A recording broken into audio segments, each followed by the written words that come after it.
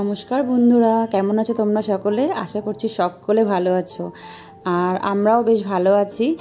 আর আজকে কিন্তু একটা স্পেশাল দিন, এই কারণেই বলছি কারণ এই রান্নাঘরে এটা আমার শেষ একটা ভিডিও। এরপরে যা রান্নার ভিডিও দেখবে বা যা কিছু ব্লগ ভিডিও দেখবে সেটা একটা অন্য ঘরে হবে। তোমাদেরকে আমি আগেই বলেছিলাম যে আমাদের রুম শিফট হচ্ছে।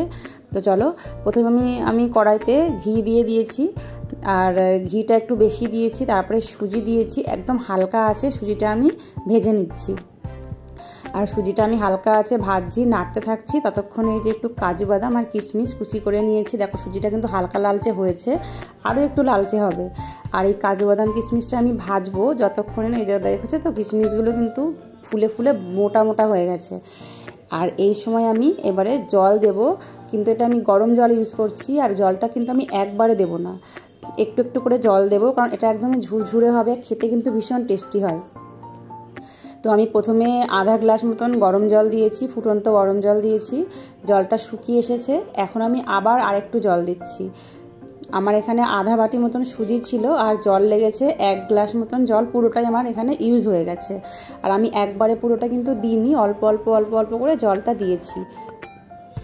আর এটা খুব ঝুরঝুরে খেতে হয়, আর যতটা সুজি ছিল আমি ততটাই চিনি দিয়েছি।